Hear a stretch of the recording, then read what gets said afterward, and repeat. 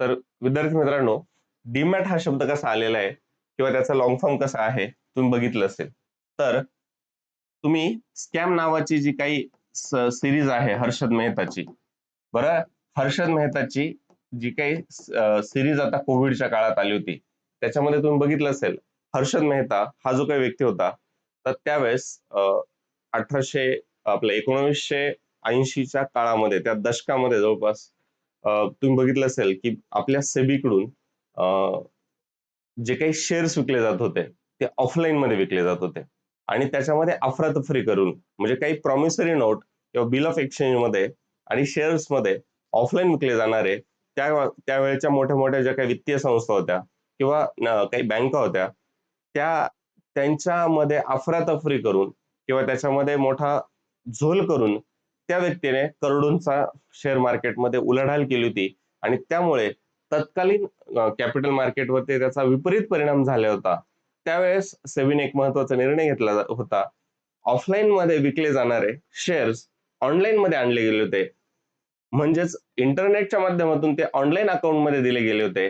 म्हणजेच त्याला डिमॅटेरियलायझेशन केलं गेलं होतं विद्यार्थ्यांनो. म्हणजेच त्याला डिमॅटेरियलायझेशन केलं गेलं होतं.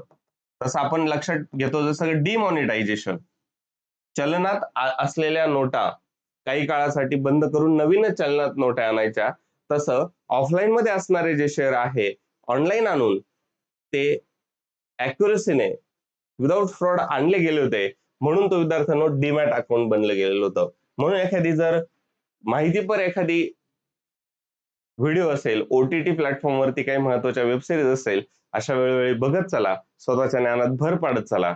एखादं ज्ञान प्राप्त करणं किंवा त्याचं एंटरटेनमेंटच्या माध्यमातून समजून घेणं, वेळोवेळी ज्ञानाला अपग्रेड करणं, हेच आत्ताच्या काळात AIच्या माध्यमातून तुम्ही स्वतःला काय करू शकतात, अपडेट करू शकतात विद्यार्थ्यांनो. अशा छोट्या छोट्या माहिती अपडेट करत चला.